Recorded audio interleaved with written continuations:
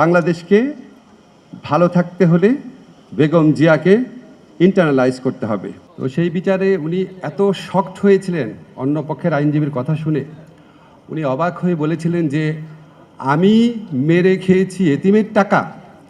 বিস্মিত এবং ব্যথিত হয়ে বলেছিলেন। এই বাক্যটাকে বিচারক লিখেছিল যে বেগম জিয়া নিজেই স্বীকার করেছেন যে উনি কাজটা করেছেন।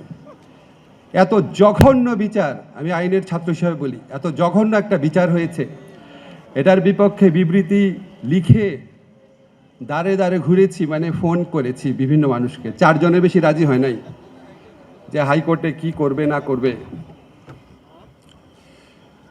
উনি যখন মুমূর্ষু অবস্থায় ওনাকে চিকিৎসার জন্য যেন বিদেশে পাঠানো হয়, 4 জনের তো বিবৃতি হয় না, এই জন্য পত্রিকা ধরে দিতে পারে নাই।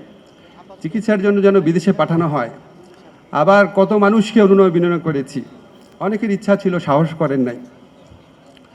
তো আজকে আমার ভাল লাগছে, সবাই আমরা মুক্তভাবে বেগম জিয়ার প্রতি ভালোবাসা এবং শ্রদ্ধা ব্যক্ত করতে পারছি। আল্লাহর কাছে হাজার শুকর, জুলাই গণঅভ্যুত্থানকারীদের প্রতি কৃতজ্ঞতা। বাংলাদেশের মানুষ আজকে স্বাধীনভাবে ঘৃণাও প্রকাশ করতে পারছে, স্বাধীনভাবে ভালোবাসাও প্রকাশ করতে পারছে। এই জন্য এক নেত্রীর ঠাঁই হয়েছে মানুষের হৃদয়ে, আরেকজনের ঠাঁই হয়েছে বিতাড়িত ভূমিতে। বেগম জিয়া যখন জীবিত ছিলেন, আমি ওনার জন্য বিভিন্ন প্রোগ্রামে, ফখরুল ভাই ছিলেন, আপনার মনে আছে, আমি একটা কথা বলতাম যে বেগম জিয়া ভালো থাকলে ভালো থাকবে বাংলাদেশ। আমি বিশ্বাস করি অবশ্যই উনি এখন ভালো আছেন, কিন্তু বাংলাদেশ কি ভালো আছে বা ভালো থাকবে? যদি বাংলাদেশকে ভালো থাকতে হয় তাহলে বেগম জিয়াকে ইন্টারনালাইজ করতে হবে। ওনার অনেক অসাধারণ কিছু বৈশিষ্ট্য ছিল।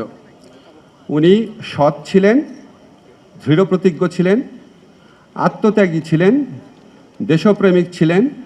ওনার মধ্যে রুচির এক অবিস্মরণীয় প্রকাশ ছিল, পরমত সহিষ্ণু ছিলেন।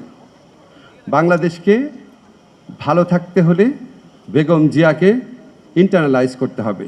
ধন্যবাদ সবাইকে।